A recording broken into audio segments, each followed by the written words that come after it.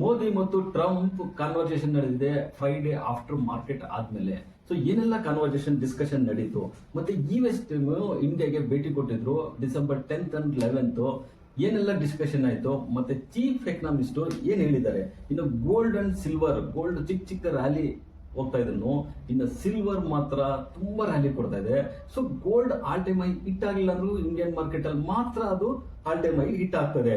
ಇನ್ನು global market ಎಲ್ಲ ಯಾವ ತರ ರಿಯಾಕ್ಷನ್ ಕೊಡ್ತಿದೆ ಫೆಡ್ ರೇಟ್ ಕಟ್ ಆದ್ಮೇಲೆ, ಅದ್ರ ಜೊತೆಗೆ ನಮ್ ನಿಫ್ಟಿ ಯಾವ ತರ ರಿಯಾಕ್ಷನ್ ಆಗಿದೆ, ಇನ್ನು ಕಮಿಂಗ್ ಡೇಸ್ ಅಲ್ಲಿ ನಿಫ್ಟಿ ಪ್ರಿಡಿಕ್ಷನ್ ಏನಿರುತ್ತೆ ಅಂತ ಅನಾಲಿಸಿಸ್ ನ ತಿಳ್ಕೊಂತ ಈ ವಿಡಿಯೋ ಅನಾಲಿಸಿಸ್ ನ ಎಂಡ್ ಮಾಡೋಣ. ಸೊ ಈ ವಿಡಿಯೋ ಕಂಪ್ಲೀಟ್ ಆಗಿ ನೋಡಿ. ಮಿಸ್ಟರ್ ಪ್ರಾಫಿಟ್ ಕನ್ನಡ ಯೂಟ್ಯೂಬ್ ಚಾನಲ್ಗೆ ಸ್ವಾಗತ. ನಿಫ್ಟಿ ಲಾಸ್ಟ್ ವೀಕ್ ಅಲ್ಲಿ 94 ಪಾಯಿಂಟ್ ಲಾಸ್ ಆಗ್ಬಿಟ್ಟು ಎಬೋ 26,000 ಅಲ್ಲೇ ಟ್ರೇಡ್ ಆಗ್ತಾ ಇದೆ. ಇನ್ನ ಜಪಾನ್ ಮಾರ್ಕೆಟ್ 193 ಪಾಯಿಂಟ್ ಪಾಸಿಟಿವ್ ಅಲ್ಲಿ ಕ್ಲೋಸ್ ಆಗ್ಬಿಟ್ಟು 50,000 ಎಬೋನೇ ಟ್ರೇಡ್ ಆಗ್ತಾ ಇದೆ. ಇನ್ನ ಅಮೆರಿಕದ ಡೌಜನ್ಸ್ ನೋಡೋದಾದ್ರೆ 486 ಪಾಯಿಂಟ್ಸ್ ಗೇನ್ ಆಗ್ಬಿಟ್ಟು 48,000 ಮೇಲೆ ಟ್ರೇಡ್ ಆಗ್ತದೆ. ಸೊ ಇದು ಫ್ರೆಶ್ ಆಲ್ ಟೈಮ್ ಮಾಡಿದೆ ಈ ವಾರದಲ್ಲಿ. ಇನ್ನು ಗೋಲ್ಡ್ ಬಗ್ಗೆ ಮಾತಾಡೋದಾದ್ರೆ, ಗೋಲ್ಡ್ ಅಕ್ಟೋಬರ್ ಅಲ್ಲಿ ಆಲ್ ಟೈಮ್ ಹಿಟ್ ಆಗಿತ್ತು ಇಂಟರ್ನ್ಯಾಷನಲ್ ಮಾರ್ಕೆಟ್ ಅಲ್ಲಿ, ಅಂದ್ರೆ $4,390 ಹಿಟ್ ಆಗಿತ್ತು. ಆದ್ರೆ ಇನ್ನು ಅದು $4,938 ಏನಿತ್ತು ಅದಕ್ಕೆ ಹಿಟ್ ಆಗಿಲ್ಲ. ಆದ್ರೆ ಇಂಡಿಯನ್ ಮಾರ್ಕೆಟ್ ಅಲ್ಲಿ ಮಾತ್ರ ಗೋಲ್ಡ್ ಫ್ರೆಶ್ ಆಗಿ ಹಿಟ್ ಆಗ್ತಾ ಇದೆ.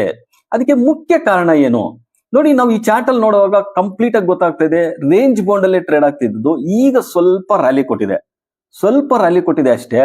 ಆದ್ರೆ ಇಂಡಿಯನ್ ಮಾರ್ಕೆಟ್ ಅಲ್ಲಿ ಆಲ್ ಟೈಮ್ ಆಗೋದಕ್ಕೆ ಮೇನ್ ರೀಸನ್ ಬಂದ್ಬಿಟ್ಟು rupee record low, fresh record low. Last 3 days ಇಂದ every day fresh record low ಅಲ್ಲೇ ಟ್ರೇಡ್ ಆಗ್ತಾ ಇದೆ. ಸೊ ಲಾಸ್ಟ್ ಅಕ್ಟೋಬರ್ ಅಲ್ಲಿ dollar value, dollar versus rupee ಅಂತ ಬಂದಾಗ 87 ರೂಪೀಸ್ ಪರ್ ಡಾಲರ್ ಇದ್ದಿದ್ದು, ಆದ್ರೆ ಈಗ 90+ ಆಗಿದೆ. ಅಂದ್ರೆ ಆಲ್ಮೋಸ್ಟ್ 5 to 6% ರುಪಿಯಿಂದನೇ ಬಂಗಾರ ಗೈನ್ ಆಗಿದೆ, ಅಂದ್ರೆ ವ್ಯಾಲ್ಯೂ ಹೆಚ್ಚಾಗಿದೆ ಅಂತಾನೆ ಹೇಳ್ಬೋದು. ಸೊ ಈಗ ಸೆಂಟ್ರಲ್ ಬ್ಯಾಂಕ್ ಇಂದ ಯಾವುದೇ ಒಂದು ಪಾಸಿಟಿವ್ ನ್ಯೂಸ್ ಇಲ್ಲ, ಹಂಗಂತ ನೆಗೆಟಿವ್ ನ್ಯೂಸ್ ಇಲ್ಲ. ಆದ್ರೆ ಚಿಕ್ಕ ರ್ಯಾಲಿ ಕೊಟ್ಟಿರೋದು ಮೇನ್ ರೀಸನ್ ಬಂದ್ಬಿಟ್ಟು ಫೆಡ್ ರೇಟ್ ಕಟ್ ಆಗಿರೋದ್ರಿಂದ 25 ಪಾಯಿಂಟ್ BPS ಏನ್ ರೇಟ್ ಕಟ್ ಮಾಡ್ತೋ ಲಾಸ್ಟ್ 10ನೇ ತಾರೀಕು, ಅದರಿಂದ ಸ್ವಲ್ಪ ಗೋಲ್ಡ್ ರ್ಯಾಲಿ ಕೊಡ್ತು. ಸೊ ಇಲ್ಲಿ ನೋಡಿ 45% ಆಫ್, ಅಂದ್ರೆ ಆಲ್ಮೋಸ್ಟ್ 50% ಜ್ಯುವೆಲರ್ ಶಾಪ್ ಅಲ್ಲಿ ಸೇಲ್ಸ್ ಅನ್ನೋದು ಕಡಿಮೆ ಆಗಿದೆ. ಆದ್ರೂ ಸಹ ಇಲ್ಲಿ ಗೋಲ್ಡ್ ಚಿಕ್ಕದಾಗಿ ರ್ಯಾಲಿ ಕೊಡ್ತಾ ಇದೆ ಹೊರತು ಯಾವುದೇ ಒಂದು ಬಿಗ್ ರ್ಯಾಲಿ, ಅಂದ್ರೆ ಸೆಂಟ್ರಲ್ ಬ್ಯಾಂಕ್ ಇಂದ ಒಂದು ಬಿಗ್ ಇನ್ಫಾರ್ಮೇಶನ್ ಬಂದಿಲ್ಲ, ಅದನ್ನೇ ಒಂದು ಬಿಗ್ ರ್ಯಾಲಿ ನೋಡಿಲ್ಲ. ಸೊ ಇನ್ ಕಮಿಂಗ್ ಡೇಸ್ ಅಲ್ಲಿ ಅದು ಕಡಿಮೆ ಆಗುತ್ತಾ ಇಲ್ಲ ಜಾಸ್ತಿ ಆಗುತ್ತಾ ಅಂದ್ರೆ ನೆಕ್ಸ್ಟ್ ಫರ್ದರ್ ಡೆವಲಪ್ಮೆಂಟ್ ಏನೇ ಇರುತ್ತೋ ಅದ್ರ ಮೇಲೆ ಡಿಪೆಂಡ್ಸ್ ಆನ್ ಮೂವ್ ಇರುತ್ತೆ. ಹಂಗಂತ ಬಿಗ್ ಫಾಲ್ ಆಗೋ ಚಾನ್ಸಸ್ ಈಗ ಅಟ್ ಪ್ರೆಸೆಂಟ್ ಗೆ ಕಾಣಿಸ್ತಿಲ್ಲ ಅಂತ ಹೇಳ್ಬೋದು ಗೋಲ್ಡ್ ಅಲ್ಲಿ. ಸೊ ನೆಕ್ಸ್ಟ್ ಇನ್ನು ಸಿಲ್ವರ್ ಬಂದಾಗ ನೋಡಿ, ಇದು ಲಾಸ್ಟ್ ವೀಕ್ ಮತ್ತೆ ರೇಂಜ್ ಬೌಂಡ್ ಅಲ್ಲಿ ಟ್ರೇಡ್ ಆಗ್ತಿತ್ತು, ಆದ್ರೆ ಸಡನ್ ಆಗಿ ಇದು ಮೂವ್ಮೆಂಟ್ ಕೊಟ್ಟಿದೆ. ಸೊ ಎಷ್ಟು ಮೂವ್ಮೆಂಟ್ ಕೊಟ್ಟಿದೆ ಅಂದ್ರೆ ನಾವು ಪ್ರೀವಿಯಸ್ ವಿಡಿಯೋಗಳಲ್ಲಿ ಹೇಳ್ತಾ ಇದ್ವಿ, ಸಿಲ್ವರ್ ಡಿಮ್ಯಾಂಡ್ ಈ ಸರಿ ಬಿಹೇವಿಯರ್ ಡಿಫ್ರೆಂಟ್ ಇರುತ್ತೆ ಅಂತ. 2 ಲಕ್ಷಕ್ಕೆ ಹೋಗುತ್ತೆ ಅಂತ ಫಸ್ಟ್ ವಿಡಿಯೋದಲ್ಲೇ ಮಾಡಿದ್ವಿ. ಸೊ ಸೇಮ್ ವೇ ಸಿಲ್ವರ್ ಈಗ 2 ಲಕ್ಷ 2 lakhsಗೆ ತಲುಪಿದೆ. ಇದಕ್ಕೆ ಮೇನ್ ರೀಸನ್ಸ್ ಏನು? ರೀಸನ್ಸ್ ನಾವು ಜ್ಯುವೆಲರ್ ಕನ್ಸಂಪ್ಷನ್ ಇಂದ ಅಲ್ಲ, ಅದು ಇಂಡಸ್ಟ್ರಿಯಲ್ ಡಿಮ್ಯಾಂಡ್ ಏನಿದೆಯೋ ಸಪ್ಲೈ ಮಾತ್ರ ಅಷ್ಟೇ ಇದೆ. ಇಂಡಸ್ಟ್ರಿಯಲ್ ಡಿಮ್ಯಾಂಡ್ ಇನ್ಕ್ರೀಸ್ ಆಗ್ತಾ ಹೋಗ್ತಾ ಇದೆ. ಸೊ ಡಿಮ್ಯಾಂಡ್ ಸ್ಟೇ ಆಗುತ್ತಾ? ಇಲ್ಲ, ಸ್ಟೇ ಆಗಲ್ಲ. ಎಕ್ಸಾಂಪಲ್ ನೀವು ತಗೊಳ್ಳಿ, ಒಂದು ಮೊಬೈಲ್ ತಗೊಳ್ಳಿ, ಒಂದು ಫ್ರಿಡ್ಜ್ ತಗೊಳ್ಳಿ, ಇಲ್ಲ ಒಂದು ಟಿವಿ ತಗೊಳ್ಳಿ. ಎಷ್ಟು ವರ್ಷ ಇರುತ್ತೆ? ಕೆಲವು ವರ್ಷಗಳ ಕಾಲ ಇರುತ್ತೆ, ಮತ್ತೆ ಅದನ್ನ ತೆಗೆದಾಕ್ಬಿಟ್ಟು ಮತ್ತೆ ಹೊಸ ತಗೊಂತೀವಿ. ಅದೇ ತರ ಇಂಡಸ್ಟ್ರಿಯಲ್ ಅಲ್ಲಿ ಯಾವುದೇ ಒಂದು ಪ್ಯಾನಲ್ಸ್ ಅಲ್ಲಾಗ್ಲಿ ಇಲ್ಲ ರಾಡರ್ಸ್ ಅಲ್ಲಾಗ್ಲಿ ಪ್ರತಿಯೊಂದರಲ್ಲಿ ಏನದ್ರಲ್ಲೇ ಯೂಸ್ ಮಾಡ್ಲಿ, ಅದು ಕೆಲವು ವರ್ಷಗಳ ಕಾಲ ಇರುತ್ತೆ. ಆಮೇಲೆ ಅದು ತೆಗೆದ್ಬಿಟ್ಟು ನಾವು ರೀಪ್ಲೇಸ್ ಮಾಡ್ಬೇಕಾಗುತ್ತೆ. ಅದರಿಂದ ಇಂಡಸ್ಟ್ರಿಯಲ್ ಡಿಮ್ಯಾಂಡ್ ಅನ್ನೋದು ಇನ್ಕ್ರೀಸ್ ಆಗ್ತಾನೆ ಇರುತ್ತೆ. ಅದರಿಂದಾನೇ ಹೇಳ್ತಾ ಇದ್ದಿದ್ದು ಈ ಸರಿ ಬಿಹೇವಿಯರ್ ಡಿಫ್ರೆಂಟ್ ಆಗಿರುತ್ತೆ, ಅಷ್ಟು ಈಸಿಯಾಗಿ ಫಾಲ್ ಆಗೋ ಸಾಧ್ಯತೆ ಕಡಿಮೆ ಇರುತ್ತೆ ಅಂತ ಹೇಳ್ಬಿಟ್ಟು. ಸೊ ಸಿಲ್ವರ್ ರ್ಯಾಲಿ ಕೊಡ್ತಾನೆ ಇದೆ, 2 lakhs rupeesಗೆ ತಲುಪಿದೆ. ಸೊ ಈಗ ಅಟ್ ಪ್ರೆಸೆಂಟ್ಗೆ $66 ನಿಯರೆಸ್ಟ್ ವರ್ಗು ಸಿಲ್ವರ್ ತಲುಪಿದೆ ಅಂತ ಹೇಳ್ಬೋದು. $64 ಪರ್ ಅನ್ಸ್ ಅಲ್ಲಿವರೆಗೂ ತಲುಪಿದೆ. ಈಗ ಅಟ್ ಪ್ರೆಸೆಂಟ್ಗೆ $62 ಪರ್ ಅನ್ಸ್ ಟ್ರೇಡ್ ಆಗ್ತದೆ. ಇದು $100 ಹೋಗುತ್ತೆ ಅಂತ ಫಸ್ಟ್ 2 months ಬ್ಯಾಕ್ ಒಬ್ಬ rich dad and poor dad ಒಂದು ಯಾರು ಬುಕ್ ಬರ್ತಿದ್ರು ಅವರು ಹೇಳ್ತಿದ್ರು. ಸೊ ಅದೇ ತರನೇ ಸಿಲ್ವರ್ ರ್ಯಾಲಿ ಕೊಡ್ತಾನೆ ಇದೆ. ಆದ್ರೂ ಒಂದೇ ಒಂದು ಇಂಪಾರ್ಟೆಂಟ್ ಇದೇನಂದ್ರೆ, ಬೈ ನವೆಂಬರ್ ಅಲ್ಲಿ ಸಿಲ್ವರ್ ಯಾವಾಗ ಸ್ಪೈಕ್ ಆಗಿತ್ತೋ, ಫಸ್ಟ್ ಟೈಮ್ ಸ್ಪೈಕ್ ಆಗಿತ್ತೋ, ಆಗ ಯಾರು INAV ನೋಡದೆ ಬೈ ಮಾಡಿದಾರೋ, ಪ್ರೀಮಿಯಂ 30% ಅಲ್ಲಿ ಬೈ ಮಾಡಿದಾರೋ ಅವ್ರಿಗೆ ಹೆಚ್ಚಿನ ಲಾಭ ಇನ್ನೂ ನೋಡಕ್ಕಾಗಿಲ್ಲ. ಅದರಿಂದನೇ ನಾವು ಯಾವುದೇ ಒಂದು ಕೊಂಡ್ಕೊಬೇಕಾದ್ರೆ INAV is A very important ಅಂತ ಇದೇ ಒಂದು ಬೆಸ್ಟ್ ಎಕ್ಸಾಂಪಲ್ ಅಂತ ಹೇಳ್ಬೋದಾಗಿದೆ. ಇನ್ನು ಫ್ರೈಡೆ ಮಾರ್ಕೆಟ್ ಕ್ಲೋಸ್ ಆದ್ಮೇಲೆ ಟ್ರಂಪ್ ಮತ್ತು ಮೋದಿ ಒಂದು ಫೋನ್ ಕಾನ್ವರ್ಸೇಷನ್ ನಡೆದಿದೆ. ಸೊ ಮೇನ್ ಇದು ಥರ್ಡ್ ಕಾನ್ವರ್ಸೇಷನ್ ಯಾವಾಗಿಂದ ಟ್ಯಾರಿಫ್ ವಿಧಿಸದಾದ್ಮೇಲೆ. ಆದ್ರೆ ಲಾಸ್ಟ್ 2 ಕಾಲ್ಸ್ ಏನಿತ್ತಂದ್ರೆ ಮೋದಿಗೆ ಒಂದು ವಿಶ್ ಮಾಡಿರೋದೇ ಇರ್ಬೋದು, ಇಲ್ಲ ಮೋದಿ ಬಗ್ಗೆ ಹೊಗಳೋದೇ ಇರ್ಬೋದು. ದೀಪಾವಳಿ ಫಸ್ಟ್ ವಿಶಸ್ ಬಂದ್ಬಿಟ್ಟು, ಫಸ್ಟ್ ಕಾಲ್ ಬಂದು ದೀಪಾವಳಿ ವಿಶಸ್, ಸೆಕೆಂಡ್ ಕಾಲ್ ಬಂದ್ಬಿಟ್ಟು ಮೋದಿ ಬರ್ತ್ಡೇಗೆ ಕಾಲ್ ಮಾಡಿದ್ದು. ಅದ್ರಲ್ಲಿ ಯಾವುದೇ ತರವಾದಂತ ಒಂದು ಬಿಗ್ ಯಾವುದೇ ಟ್ರೇಡ್ ಡೀಲ್ಸ್ ಅಂತೂ ನಡೆದಿರ್ಲಿಲ್ಲ. ಆದ್ರೆ ಈ ಸರಿ ಡಿಸ್ಕಷನ್ ಅಲ್ಲಿ ಒಂದು ಬೈಲಾಟ್ರಲ್ ಟ್ರೇಡ್ ಬಗ್ಗೆ ಮಾತಾಡಿದ್ದಾರೆ ಅಂತ ಹೇಳ್ತಿದ್ದಾರೆ. ಅಂದ್ರೆ expanding and cooperation in the trade ಅಂತಾನು ಹೇಳ್ತಿದ್ದಾರೆ. ಅದ್ರ ಜೊತೆಗೆ ಟೆಕ್ನಾಲಜಿ ಆಗಿರ್ಬೋದು, ಡಿಫೆನ್ಸ್ ಆಗಿರ್ಬೋದು, ಎನರ್ಜಿ ಆಗಿರ್ಬೋದು, ಸೆಕ್ಯೂರಿಟಿ ಆಗಿರ್ಬೋದು, ಇದ್ರ ಬಗ್ಗೆ ಎಲ್ಲ ಕಾನ್ವರ್ಸೇಷನ್ ನಡೆದಿದೆ ಅಂತ ಹೇಳ್ತಾ ಇದ್ದಾರೆ. ಅದು ಒಂದು ಹೋಪ್ಸ್ ಇನ್ ಕಮಿಂಗ್ ಡೇಸ್ ಅಲ್ಲಿ ಟ್ರೇಡ್ ಡೀಲ್ಸ್ ಕಂಪ್ಲೀಟ್ ಆಗುತ್ತೆ ಅನ್ನೋ ಒಂದು ಹೋಪ್ಸ್ ಇದೆ ಅಷ್ಟೇ. ಆದ್ರೆ ಇದು 3ನೇ ಕಾಲ್ ಆಗಿದೆ. ಸೊ ನೋಡಿ, ಡಿಸೆಂಬರ್ 10th and 11th ಒಂದು ಟೀಮ್ ಇಂಡಿಯಾಗೆ, ಅಮೆರಿಕದಿಂದ ಇಂಡಿಯಾಗೆ ಭೇಟಿ ಕೊಟ್ಟಿದ್ರು. ಏನೇನ್ ಟ್ರೇಡ್ ಡೀಲ್ಸ್ ಅಂದ್ರೆ ಇಂಡಿಯಾದಿಂದನೂ ಪ್ರೆಸೆಂಟ್ ಮಾಡಿದ್ದಾರೆ, US ಇಂದನೂ ಪ್ರೆಸೆಂಟ್ ಮಾಡಿದ್ದಾರೆ. ಆದ್ರೆ ಒಂದು ಬಿಗ್ ಔಟ್ಕಮ್ ಇನ್ನು ಏನ್ ಬಂದಿದೆ ಅಂತ ನ್ಯೂಸ್ ಅಂತೂ ಬಂದಿಲ್ಲ. ಆದ್ರೆ ಎಲ್ಲಾ ಪ್ರೆಸೆಂಟ್ ಮಾಡಿದ್ದಾರೆ. ಅದ್ರ ಜೊತೆಗೆ US ಅಂಬಾಸಿಡರ್ ಏನ್ ಹೇಳಿದ್ರಂದ್ರೆ ಸರ್ಜಿಯೋ ಗೋರ್ ಅವರು ಹೇಳ್ತಾ ಇದಾರೆ, it is an positive healthy discussion ಅಂತ ಹೇಳ್ತಾ ಇದಾರೆ ಹೊರತು ಆದ್ರೆ ಫರ್ದರ್ ಕ್ಲಾರಿಫಿಕೇಶನ್ ಏನ್ ಬರ್ಬೋದು ಅಂತ ಇನ್ನು ಏನು ಹೇಳ್ತಾ ಇಲ್ಲ. ಆದ್ರೆ chief economic adviser Nageshwara Rao ಅವರು ಹೇಳ್ತಾ ಇದಾರೆ, ಆಗ್ಲೇ ಟ್ರೇಡ್ ಡೀಲ್ಸ್ ಒಂದು ಟ್ಯಾರಿಫ್ ಕ್ಲಾರಿಫಿಕೇಶನ್ಸ್ ಏನು ಬೇಗ ಕಂಪ್ಲೀಟ್ ಆಗಲ್ಲ. ಆದ್ರೆ ಬೈ ಮಾರ್ಚ್ 2026 ವರೆಗೂ ಇದು ಡ್ರ್ಯಾಗ್ ಆಗುತ್ತೆ ಅಂತಾನೆ ಹೇಳ್ತಾರೆ. ಸೊ ಅವ್ರು ಏನ್ ಸ್ಟೇಟ್ಮೆಂಟ್ ಕೊಡ್ತಾರೆ, ಅವ್ರೇನ್ ಸಾಮಾನ್ಯವಾದರಲ್ಲ, ಚೀಫ್ ಎಕನಾಮಿಕ್ ಅಡ್ವೈಸರ್. ಅವ್ರು ಆ ತರ ಸ್ಟೇಟ್ಮೆಂಟ್ ಕೊಟ್ಟಿದ ತಕ್ಷಣ ನಮ್ಮ ಒಂದು ಕಾಮರ್ಸ್ ಟ್ರೇಡ್ ಮಿನಿಸ್ಟರ್ ಏನಿರ್ತಾರೆ ಪಿಯೂಷ್ ಗೋಯಲ್ ಅವರು ಸಡನ್ ಆಗಿ ರಿಪ್ಲೈ ಮಾಡ್ತಾರೆ, ಒಂದು ಡೆಡ್ ಲೈನ್ ಅಂತೂ ಇಲ್ಲ, ಅದು ಯಾವಾಗ ಬೇಕಾದ್ರೂ ಕ್ಲಿಯರ್ ಆಗ್ಬೋದು ಅಂತ ಹೇಳ್ತಾರೆ. ಅಂದ್ರೆ ಅವರೊಂದು ಕ್ಲಾರಿಟಿ ಕೊಟ್ಟಿಲ್ಲ. ಇವರಂತೂ ಕ್ಲಿಯರ್ ಆಗಿ ಹೇಳಿದ್ದಾರೆ ಮಾರ್ಚ್ ನೆಕ್ಸ್ಟ್ 2026 ಅಲ್ಲಿ ಅದೊಂದು ಕ್ಲಾರಿಟಿ ಬರುತ್ತೆ ಅಂತ. ಆದ್ರೆ ಇವರು ಸಡನ್ ರಿಯಾಕ್ಷನ್ ಅನ್ನು ಕೊಟ್ಟರು, ಒಂದು ಡೆಡ್ ಲೈನ್ ಅಂತೂ ಇಲ್ಲ ಅಂತ ಕ್ಲಿಯರ್ ಕಟ್ ಆಗಿ ಹೇಳಿದ್ದಾರೆ ಅಂತ ಹೇಳ್ಬೋದು. ಅದ್ರ ಜೊತೆಗೆ ಮ್ಯಾಕ್ಸಿಕೋ 50% ಟ್ಯಾರಿಫ್ ನ ವಿಧಿಸ್ತಾ ಇದ್ದಾರೆ. ಸೊ ಎಲ್ಲ ಯಾವುದೇ ಇಂಪೋರ್ಟ್ ಮಾಡ್ಕೊಳ್ಳಿ, ಮ್ಯಾಕ್ಸಿಕೋಗೆ ಅವರು 50% ಟ್ಯಾರಿಫ್ ವಿಧಿಸಬೇಕು ಅಂತ ಹೇಳ್ಬಿಟ್ಟು ಮಾಡಿದ್ದಾರೆ. January 1st 2026 ಇಂದ ಇದು ಅಪ್ಲಿಕೇಬಲ್ ಅಂತ ಹೇಳ್ತಾ ಇದ್ದಾರೆ. ಅದರಿಂದ ನಮ್ಗೆ ಇಂಡಿಯನ್ ಮಾರ್ಕೆಟ್, ಆಟೋ ಮಾರ್ಕೆಟ್ಗೆ ತುಂಬಾ ಹೊಡೆತ ಆಗೋ ಸಾಧ್ಯತೆ ಇದೆ ಅಂತ ಹೇಳ್ಬೋದು. ಸೊ ಈ ಡೇಟಾ ಬಂದಿದ್ದು 50% ಟ್ಯಾರಿಫ್ ಫ್ರಮ್ ಮ್ಯಾಕ್ಸಿಕೋ ಅಂತ ಬಂದಿರೋದು ಬಂದ್ಬಿಟ್ಟು ಆಫ್ಟರ್ ಮಾರ್ಕೆಟ್ ಅವರಲ್ಲಿ ಅದು ಮಾರ್ಕೆಟ್ಗೆ ಯಾವ ತರ ರಿಯಾಕ್ಷನ್ ಆಗುತ್ತೆ ಅಂತ ಮಂಡೇ ನಮ್ಗೆ ಕ್ಲಿಯರ್ ಕಟ್ ಆಗಿ ಗೊತ್ತಾಗುತ್ತೆ ಅಂತ ಹೇಳ್ಬೋದು. ಟ್ಯಾರಿಫ್ ಅನ್ನೋದು ಎಷ್ಟು ದಿವಸದಿಂದ ನೋಡಿ ನವೆಂಬರ್ ಅಲ್ಲಿ ಆಗುತ್ತೆ ಅಂದಿದ್ದು, ಆದ್ರೆ ಈಗ ಡಿಸೆಂಬರ್ ಮಿಡ್ ಆಯ್ತು, ಯಾವುದೇ ಒಂದು ಕ್ಲಾರಿಟಿ ಇಲ್ಲ.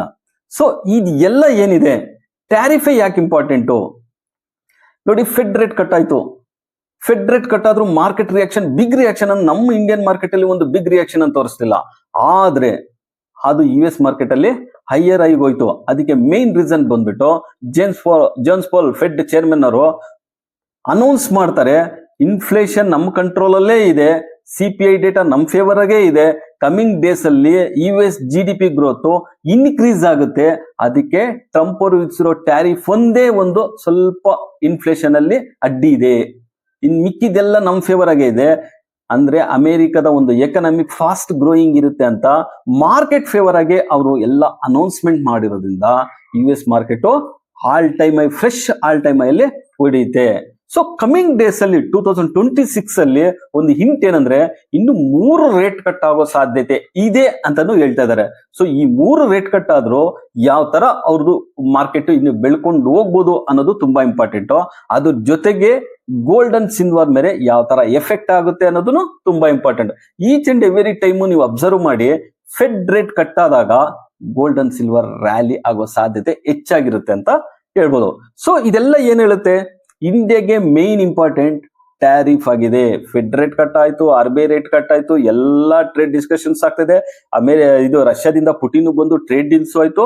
ಆದ್ರೂ ಸಹ ನಮ್ಗೆ ಮಾರ್ಕೆಟ್ ಮೇನ್ ಡೈರೆಕ್ಷನ್ ಕೊಡ್ಬೇಕಾಗಿರೋದು, ಕೊಡುತ್ತೆ ಅಂತ ಹೇಳ್ತಾ ಇರೋದನ್ನು ಟ್ಯಾರಿಫ್ ಏನಿದೆ, ಅಮೆರಿಕದ ಟ್ಯಾರಿಫ್ ಅದೇ ಒಂದು ಡೈರೆಕ್ಷನ್ ಅಂತ ಹೇಳ್ಬೋದು. ಯಾಕಂದ್ರೆ ನಾವು ಎಕ್ಸ್ಪೋರ್ಟ್ ಮಾಡೋದು ಓವರ್ ಆಲ್ ಆಗಿ 18% ಓವರ್ ಆಲ್ ಆಗಿ ಅಮೆರಿಕಾಗೆ, ಅದರಿಂದನೇ ಟ್ಯಾರಿಫ್ ತುಂಬಾ ಮುಖ್ಯವಾಗಿದೆ ಅಂತ ಹೇಳ್ಬೋದಾಗಿದೆ. ಇನ್ನು ಗ್ಲೋಬಲ್ ಮಾರ್ಕೆಟ್ ನೋಡೋದಾದ್ರೆ, ಗ್ಲೋಬಲ್ ಮಾರ್ಕೆಟ್ ಅಲ್ಲಿ ಅಮೆರಿಕದ ಮಾರ್ಕೆಟ್ ಫ್ರೆಶ್ ಆಲ್ ಟೈಮ್ ಹೊಡಿತಾನೆ ಇದೆ. ಅದಕ್ಕೆ ಮೇನ್ ರೀಸನ್ ಏನು, ಟ್ರಂಪ್ ಒಂದು ಡಿಸಿಷನ್ಸ್ ಆಗಿರ್ಬೋದು, ಇಲ್ಲ ರೇಟ್ ಕಟ್ ಆಗಿರೋದು. ಓವರ್ ಆಲ್ ಆಗಿ ಎಲ್ಲ ಹೇಳ್ಬೇಕಾದ್ರೆ ಅಮೆರಿಕದ ಮಾರ್ಕೆಟ್ ಫ್ರೆಶ್ ಆಲ್ ಟೈಮ್ ಆಗಿ ಹೊಡಿತಾ ಇದೆ. ಇನ್ನು ಜಪಾನ್ ಮಾರ್ಕೆಟ್ ಹೇಳೋದಾದ್ರೆ, ಜಪಾನ್ ಮಾರ್ಕೆಟ್ ರೇಂಜ್ ಬೌಂಡ್ ಅಲ್ಲೇ ಟ್ರೇಡ್ ಆಗ್ತಾ ಇದೆ. ಸೊ ಇಂಡಿಯನ್ ಮಾರ್ಕೆಟ್ ಬಂದಾಗ ಮಂಡೇ, ಟ್ಯೂಸ್ಡೇ, ವೆಡ್ನೆಸ್ಡೇ ಪ್ರೀವಿಯಸ್ ಏನಾಗ್ತಿತ್ತು ಅದೇ ತರ ಈ ವೀಕಲ್ ಅನ್ನು ಲಾಸ್ಟ್ 3 ಡೇಸ್ ಫಾಲ್ ಆಗಿದೆ. 3 ಡೇಸ್ ಏನಾಗಿದೆ, ಮಂಡೇ, ಟ್ಯೂಸ್ಡೇ, ವೆಡ್ನೆಸ್ಡೇ ಫಾಲ್ ಆಗಿತ್ತು. Thursday and Friday so upward ನೋಡಿದೆ. ಇದಕ್ಕೆ ಮೇನ್ ರೀಸನ್ ಆಲ್ರೆಡಿ ಡಿಸ್ಕಸ್ ಮಾಡ್ದಂಗೆ ಫೆಡ್ ರೇಟ್ ಕಟ್ಟು ಒಂದು ಆಗಿದೆ. ಸೊ ಈಗ ನಮ್ಮ ನಿಫ್ಟಿ ಪ್ರೈಸ್ ಆಕ್ಷನ್ ಚೆಕ್ ಮಾಡ್ಕೊಂಡಾಗ ನೆಕ್ಸ್ಟ್ ವೀಕ್ ಅಲ್ಲಿ ಅಂದ್ರೆ ಕಮಿಂಗ್ ವೀಕ್ ಅಲ್ಲಿ ಎಲ್ಲಿವರೆಗೂ ಹೋಗ್ಬೋದು. ಸೊ ಕಮಿಂಗ್ ವೀಕ್ ಅಲ್ಲಿ ನಿಫ್ಟಿ ಮೇನ್ ಇಂಪಾರ್ಟೆಂಟ್ ರೆಸಿಸ್ಟೆನ್ಸ್ ಅಂತ ಬಂದಾಗ 26,330 ಫಸ್ಟ್ ರೆಸಿಸ್ಟೆನ್ಸ್ ಆಗಿದೆ. ಅದೇನಾದ್ರೂ ಮೂವ್ ಆದ್ರೆ 26,500 ವರೆಗೂ ಹೋಗೋ ಸಾಧ್ಯತೆ ಹೆಚ್ಚಾಗಿದೆ ಅಂತ ಹೇಳ್ಬೋದು. ಸೊ ಇನ್ ಈ ಪ್ರೈಸ್ ಆಕ್ಷನ್ ಅಲ್ಲಿ ಅದೇನಾದ್ರೂ ಡೌನ್ವರ್ಡ್ ನೋಡೋ ಸಾಧ್ಯತೆ ಅಂದ್ರೆ ಫಸ್ಟ್ ಬಂದ್ಬಿಟ್ಟು 25,750 ಇಸ್ ದ ಗುಡ್ ಸಪೋರ್ಟ್ ಅಂತ ಹೇಳ್ಬೋದು. ಅದು ಏನಾದ್ರೂ ಬ್ರೇಕ್ ಆದ್ರೆ ಮಾತ್ರ ನೆಕ್ಸ್ಟ್ ಸಪೋರ್ಟ್ ಬಂದ್ಬಿಟ್ಟು 25,500. ನಿಫ್ಟಿ ಈ ರೇಂಜ್ ಬೌಂಡ್ ಅಲ್ಲೇ ಟ್ರೇಡ್ ಆಗುತ್ತೆ. ಸೊ ಲಾಸ್ಟ್ ಪ್ರೀವಿಯಸ್ ವೀಕ್ ಅಲ್ಲೂ ಏನಿತ್ತು, ಲಾಸ್ಟ್ 2 ವೀಕ್ಸ್ ಇಂದ ಇದೇ ರೇಂಜ್ ಬೌಂಡ್ ಅಲ್ಲೇ ಟ್ರೇಡ್ ಆಗ್ತದೆ. ಈ ವೀಕ್ ಅಲ್ಲಿ ಒಂದು ಬಿಗ್ ವಾಲೆಟೈಲ್ ನೋಡೋ ಸಾಧ್ಯತೆ ಇರುತ್ತೆ. ಅದಕ್ಕೆ ಮೇನ್ ರೀಸನ್ ಏನು, ಒಂದು ಟ್ಯಾರಿಫ್ ಡಿಸ್ಕಷನ್ಸ್ ಇರ್ಬೋದು, ಇನ್ನೊಂದು ಬಂದ್ಬಿಟ್ಟು ಈಗ ಮ್ಯಾಕ್ಸಿಕೋ ಇಂದ 50% ಟ್ಯಾರಿಫ್ ಆಗ್ತಾ ಇರೋದಿರ್ಬೋದು, ಇಲ್ಲ ಫರ್ದರ್ ಡೆವಲಪ್ಮೆಂಟ್ ಏನಾಗುತ್ತೆ. ಈಗ ಗುಡ್ ನ್ಯೂಸ್ ಬರ್ಬೋದು. ಗುಡ್ ನ್ಯೂಸ್ ಅಂದ್ರೆ ಏನು, ಟ್ರಂಪ್ ಮತ್ತು ಮೋದಿ ಏನ್ ಡಿಸ್ಕಷನ್ ಆಗಿದೆ ಅತಿ ವೇಗದಲ್ಲಿ ಟ್ಯಾರಿಫ್ ಕಡಿಮೆ ಮಾಡ್ಬೋದು. ಸೊ ಇದೆಲ್ಲ ರೀಸನ್ ಇಂದ ಹೇಳೋದಾದ್ರೆ ನಿಫ್ಟಿ ಈ ರೇಂಜ್ ಬೌಂಡ್ ಅಲ್ಲೇ ಟ್ರೇಡ್ ಆಗುತ್ತೆ ಅಂತ ಹೇಳ್ಬೋದು. ಸೊ ಅಟ್ ಪ್ರೆಸೆಂಟ್ ಆಗಿ 26,046 ಅಲ್ಲಿ ನಿಫ್ಟಿ ಕ್ಲೋಸ್ ಆಗಿದೆ. ಸೊ ನೆಕ್ಸ್ಟ್ ಕಮಿಂಗ್ ಡೇಸ್ ಅಲ್ಲಿ 500 ಪಾಯಿಂಟ್ ವಾಲೆಟೈಲ್ ಆಗೋ ಸಾಧ್ಯತೆ ಹೆಚ್ಚಾಗಿದೆ.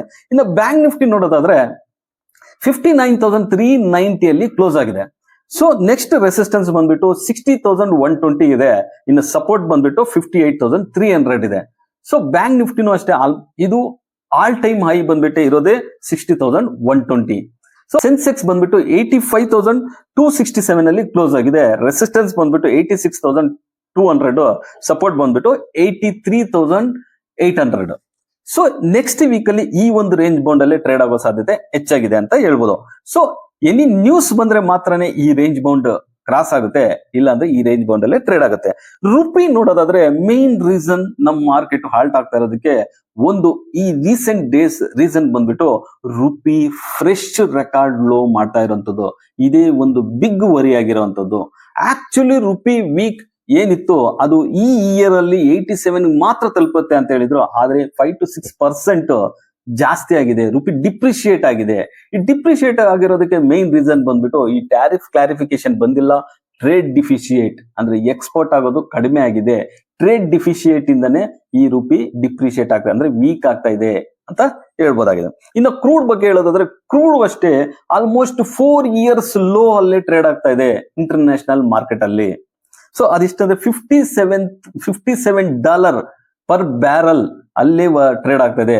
ಯಾವುದೇ ಒಂದು ಬಿಗ್ ಅಪ್ಸೈಡ್ ಮೂವ್ಮೆಂಟ್ ಅಂತೂ ನೋಡಿಲ್ಲ. ಆದ್ರೆ ಡೌನ್ ಸೈಡ್ ನೋಡೋದಾದ್ರೆ $57 ನಡೀತಾ ಇದೆ. ಸೊ ಇನ್ನು FIIs ಡೇಟಾ ನೋಡೋದಾದ್ರೆ ಫಾರಿನ್ ಇನ್ಸ್ಟಿಟ್ಯೂಷನ್ ಅವರು ಲಾಸ್ಟ್ ವೀಕ್ ಅಲ್ಲಿ complete over all week sell ಮಾಡಿದ್ದಾರೆ. ಇನ್ನು ಮಂತ್ ವೈಸ್ ನೋಡೋದಾದ್ರೂ ಕಂಪ್ಲೀಟ್ ಈ ಮಂತ್ ಅಲ್ಲಿ ಸೆಲ್ಲಿಂಗ್ ಅಲ್ಲೇ ಇದ್ದಾರೆ ಫಾರಿನ್ ಇನ್ಸ್ಟಿಟ್ಯೂಷನ್ ಅವರು. ಸೊ ಫಾರಿನ್ ಇನ್ಸ್ಟಿಟ್ಯೂಷನ್ ಅವರು ಔಟ್ಫ್ಲೋ ಆಗ್ತಾ ಇರೋದನ್ನು ರುಪಿಗೆ ಒಂದು ಡ್ರಾಬ್ಯಾಕ್ ಆಗಿ ಡಿಪ್ರಿಶಿಯೇಟ್ ಆಗ್ತಾ ಇದೆ ಅಂತ ಹೇಳ್ಬೋದಾಗಿದೆ. ನಾವು ಯೂಟ್ಯೂಬ್ ಚಾನಲ್ ಸ್ಟಾರ್ಟ್ ಮಾಡಿ 4 months ಆಯ್ತು, ಆಲ್ಮೋಸ್ಟ್ 4 months ಆಯ್ತು. 4 months ಇಂದ ನಿಮ್ ಕಡೆಯಿಂದ ನಾವು ಎಕ್ಸ್ಪೆಕ್ಟ್ ಮಾಡ್ತಾ ಇರೋದು ಏನು, ಕಮೆಂಟ್ ಅಷ್ಟೇ. ಕಮೆಂಟ್ ಮಾಡ್ಬಿಟ್ಟು ನಿಮ್ಗೆ ಯಾವ ಟಾಪಿಕ್ ಬಗ್ಗೆ ಏನಾದ್ರು ಇಂಟ್ರೆಸ್ಟ್ ಇದ್ರೆ ಅದ್ರ ಬಗ್ಗೆ ಕಮೆಂಟ್ ಮಾಡಿ. ಇನ್ನು ಸ್ಟಾಕ್ ಅನಾಲಿಸಿಸ್ ಅಷ್ಟು ಅಷ್ಟೇ, ನೀವು ಯಾವ ಸ್ಟಾಕ್ ಬಗ್ಗೆ ಇನ್ವೆಸ್ಟ್ ಮಾಡಬೇಕು ಅದ್ರ ಬಗ್ಗೆನೂ ನಿಮ್ಗೆ ಏನಾದ್ರು ಸಜೆಷನ್ ಬೇಕಾದ್ರೆ ಕಮೆಂಟ್ ಬಾಕ್ಸ್ ಅಲ್ಲಿ ಹಾಕಿ ನಮ್ಮನ್ನ ಕಾಂಟ್ಯಾಕ್ಟ್ ಮಾಡಿ, ಇಲ್ಲ ಕಾಲ್ ಮಾಡಿ. ನಾವು ಎಲ್ಲ ಕಾಂಟ್ಯಾಕ್ಟ್ ಡೀಟೇಲ್ಸ್ ಎಲ್ಲ ಕೊಟ್ಟಿದೀವಿ. ಸೊ ಡೆಫಿನೆಟ್ ಆಗಿ ನಿಮ್ಗೆ ಇನ್ವೆಸ್ಟ್ ಮಾಡೋದಕ್ಕೆ ನಾವು ಹೆಲ್ಪ್ ಮಾಡ್ತೀವಿ ಅಂತ ಹೇಳ್ಬೋದು. ಇನ್ನು ಸೆಕ್ಟರ್ ವೈಸ್ ನೋಡೋದಾದ್ರೆ ತುಂಬಾ ವೀಕ್ ಆಗಿರೋದಂದ್ರೆ ಸೆಮಿ ಕಂಡಕ್ಟರ್ ಸೆಕ್ಟರ್. ಸೊ ಈ ಸೆಕ್ಟರ್ ಅಲ್ಲಿ ಕೆಲವು ಸ್ಟಾಕ್ಸ್, ಎಕ್ಸಾಂಪಲ್ ನೀವು ಕೇನ್ಸ್ ಟೆಕ್ನಾಲಜಿ ನೋಡೋದಾದ್ರೆ more than 50% ಫಾಲ್ ಆಗಿದೆ. ಸೊ ಇದು ಎಲ್ಲಿ ಸಪೋರ್ಟ್ ನಿಲ್ಲುತ್ತೆ ಅನ್ನೋದು ತುಂಬಾ ಇಂಪಾರ್ಟೆಂಟ್. ಈ ಸಪೋರ್ಟ್ಸ್ ಎಲ್ಲ ನಿಮ್ಗೆ ಇವಾಗ ನಾವ್ ಏನ್ ಹೇಳ್ತೀವಿ ಆ ಸಪೋರ್ಟ್ಸ್ ಎಲ್ಲ ಬೇಕಾದ್ರೆ ನೀವು ಕಮೆಂಟ್ ಬಾಕ್ಸ್ ಅಲ್ಲಿ ಹಾಕಿ ನಮ್ಮನ್ನು ಕಾಂಟ್ಯಾಕ್ಟ್ ಮಾಡಿದ್ರೆ ಆಗ ಸಪೋರ್ಟ್ ಲೆವೆಲ್ಸ್ ನಾವು ಪ್ರೊವೈಡ್ ಮಾಡ್ತೀವಿ. ಅದ್ರ ಜೊತೆಗೆ ನೋಡಿ ಡಿಕ್ಸನ್ ಟೆಕ್ನಾಲಜೀಸ್ ಅಷ್ಟೇ, ಪ್ರೀವಿಯಸ್ಲಿ ಲಾಸ್ಟ್ ಒಂದು ವೀಕ್ ಅಲ್ಲಿ ನೋಡಿ ಎಷ್ಟು ವಾಲಟೈಲ್ ಆಗಿದೆ ಅಂತ ಹೇಳ್ಬಿಟ್ಟು. ಸೊ ಆಲ್ಮೋಸ್ಟ್ ಇದು ಫ್ರಮ್ ಹೈ ಇಂದ 35% ಫಾಲ್ ಆಗಿದೆ. ಸೊ ಅದೇ ತರ ನೀವೆಲ್ಲ ಚೆಕ್ ಮಾಡ್ಕೊಳ್ಳಿ, CG ಪವರ್ ಆಗ್ಲಿ ಇಲ್ಲ ಟಾಟಾ LXC ಆಗ್ಲಿ, ಇವೆಲ್ಲ ಸೆಮಿ ಕಂಡಕ್ಟರ್ ಕಂಪ್ನಿಗಳು ಆದ್ರೂ ತುಂಬಾ ಫಾಲ್ ಅನ್ನು ಕಂಡಿದಾವೆ. ಸೊ ಇನ್ನು IT ಕಂಪ್ನಿಗಳು ಅಷ್ಟೇ, IT ಕಂಪ್ನಿಗಳೇನು ಬೂಮ್ ಬಂದಿಲ್ಲ, ಸ್ವಲ್ಪ ಒಂದು ಚೇತರಿಸ್ಕೊಂಡವೆ ಅಂದಿದ ತಕ್ಷಣ ಯಾವ್ದೋ ಒಂದು ನ್ಯೂಸ್ ಬರುತ್ತೆ ಅಲ್ಲೇ ನಿಂತೋಗುತ್ತೆ. ಸೊ ಈ IT ಸೆಕ್ಟರ್ನು ದೊಡ್ಡ ಮೂವ್ಮೆಂಟ್ ಅಂತೂ ಕೊಟ್ಟಿಲ್ಲ, ಸೊ ಸ್ಟೇ ಆಗ್ತಾ ಇದಾವೆ. ಚೆನ್ನಾಗಿ ಮೂವ್ಮೆಂಟ್ ಕೊಟ್ಟಿರೋ ಸೆಕ್ಟರ್ ಇಲ್ಲಿವರೆಗೂ ಅಂತ ಹೇಳಿದ್ರೆ banking sector, auto sector, FMCG sector, ಇಷ್ಟು ಬಿಟ್ರೆ ಬೇರೆ ಯಾವ್ದು ಸೆಕ್ಟರ್ ಅಷ್ಟು ಮೂವ್ಮೆಂಟ್ ನಾವ್ ಯಾವ ತರ ಎಕ್ಸ್ಪೆಕ್ಟೇಷನ್ ಇರುತ್ತೋ ಆ ತರ ಎಕ್ಸ್ಪೆಕ್ಟೇಷನ್ ಮೂವ್ಮೆಂಟ್ಗೆ ಹೋಗಿಲ್ಲ. ಅದ್ರ ಜೊತೆಗೆ ಈ ವೀಕ್ ಅಲ್ಲಿ ರಿನ್ಯೂವಬಲ್ ಸೆಕ್ಟರ್ ಅದಕ್ಕೊಂದು ಬ್ಯಾಡ್ ನ್ಯೂಸ್ ಅಂತ ಬಂತು. ಸೊ ಅದರಿಂದ ತುಂಬಾ ಆಲ್ಮೋಸ್ಟ್ ನಾವು ನೋಡೋದಾದ್ರೆ 20-25% ಅಷ್ಟು ಫಾಲ್ ಆಗಿದಾವೆ. ಸೊ ಈಗ ಅದಕ್ಕೇನಾದ್ರೂ ಉತ್ತೇಜನ ಕೊಟ್ರೆ ನೆಕ್ಸ್ಟ್ ಆಗ ಮಾತ್ರ ಆ ಕಂಪ್ನಿಗಳೆಲ್ಲ ಆಗ್ತವೆ, ಆ ಕಂಪ್ನಿಗಳೆಲ್ಲ ಅಪ್ ಆಗೋ ಸಾಧ್ಯತೆ ಹೆಚ್ಚಾಗಿರುತ್ತೆ. ನಾವು ಈಗ ಸ್ಟಾಕ್ ಸೆಲೆಕ್ಟ್ ಮಾಡಬೇಕಾದ್ರೆ ಮೇನ್ ಇಂಪಾರ್ಟೆಂಟ್ ಆಗಿ ಫಂಡಮೆಂಟಲ್ ಅನ್ನೋದು ತುಂಬಾ ಇಂಪಾರ್ಟೆಂಟ್. ಫಂಡಮೆಂಟಲ್ ಅನಾಲಿಸಿಸ್ ಮಾಡಿ, ಸೊ ಆ ಅನಾಲಿಸಿಸ್ ಪ್ರಕಾರ ನಾವು ಡಿಪ್ ಆನ್ ಬೈ ಮಾಡಬೇಕು. ಸೊ ಆ ಇನ್ವೆಸ್ಟ್ಮೆಂಟ್ ಅಂತ ಬಂದಾಗ ಮಾತ್ರ ಡಿಪ್ ಆನ್ ಬೈ ಮಾಡಿ. ಯಾರಾದ್ರೂ ಶಾರ್ಟ್ ಟರ್ಮ್ ಅಂತ ಮಾಡುವಾಗ ಡಿಪ್ ಆನ್ ಬೈ ಅಂತ ಮಾಡೋದಕ್ಕೆ ಮಾಡಕ್ ಹೋಗ್ಬಿಡಿ, ಅವಾಯ್ಡ್ ಮಾಡಿ ಸ್ಟಾಕ್ನ. ಎಲ್ಲಿವರೆಗೂ ಮಾರ್ಕೆಟ್ ಒಂದು ಸ್ಟೇಬಲ್ ಆಗುತ್ತೆ ಅಂದ್ರೆ, ಈಗ ಮಾರ್ಕೆಟ್ ಹೈಯರ್ ಅಲ್ಲಿ ಇರ್ಬೋದು, ಆದರೆ ಮಿಡ್ ಕ್ಯಾಪ್ ಆಗ್ಲಿ ಸ್ಮಾಲ್ ಕ್ಯಾಪ್ ಆಗ್ಲಿ ಯಾವುದೇ ಒಂದು ರ್ಯಾಲಿ ಕೊಟ್ಟಿಲ್ಲ. ಆಲ್ಮೋಸ್ಟ್ ನಮ್ಮ ಹತ್ರ ಎಷ್ಟಿದಾವೆ ಅಂದ್ರೆ 7000+ ಸ್ಟಾಕ್ಸ್ ಇದ್ರೆ ಇಲ್ಲಿವರೆಗೂ 150 ಸ್ಟಾಕ್ಸ್ ಅಷ್ಟೇ 52 ಕೈ ಹಿಡಿದಿದಾವೆ. ಮಿಕ್ಕಿರೋವೆಲ್ಲ 52 ಗಿಂತ ಕೆಳಗಡೆ ಇದೆ. ಸೊ ಅದರಿಂದಾನೇ ಹೇಳ್ತಾ ಇರೋದು, ಯಾರಾದ್ರೂ ಬಿಗಿನರ್ಸ್ ಆಗಿದ್ರು ಅಷ್ಟೇ ಎಂಟರ್ ಸಡನ್ ಆಗಿ ಆಗ್ಬೇಡಿ. ಮಾರ್ಕೆಟ್ ಫಾಲ್ ಆಗ್ತಾ ಇದೆ, ಸೊ ಮಾರ್ಕೆಟ್ ಪರ್ಫಾರ್ಮ್ ಮಾಡ್ತಿಲ್ಲ, ಯಾವ್ದೋ ಸ್ಟಾಕ್ ಫಾಲ್ ಆಗಿದೆ ಅಂತ ಸಡನ್ ಆಗಿ ಎಂಟರ್ ಆಗ್ಬೇಡಿ. Analysis and enter the market ಅಂತ ಹೇಳ್ಬೋದು. ಬಿಗಿನರ್ಸ್ ಆದ್ರೆ ಗುಡ್ ಟು ಅವಾಯ್ಡ್ ಅಂತಾನೆ ಹೇಳ್ಬೋದು. ಸೊ ಇಷ್ಟೆಲ್ಲ ಇನ್ಫಾರ್ಮೇಶನ್ ನ ಕಲೆಕ್ಟ್ ಮಾಡಿ ನಮ್ ಟೀಮು ನಿಮ್ ಮುಂದೆ ತಂದಿದ್ದಾರೆ. ಇದು ವ್ಯಾಲ್ಯೂಬಲ್ ಅನ್ಸಿದ್ರೆ ಲೈಕ್ ಮಾಡಿ, ನಿಮ್ ಮರಿದೆ ಸಬ್ಸ್ಕ್ರೈಬ್ ಮಾಡಿ, ಶೇರ್ ಮಾಡಿ.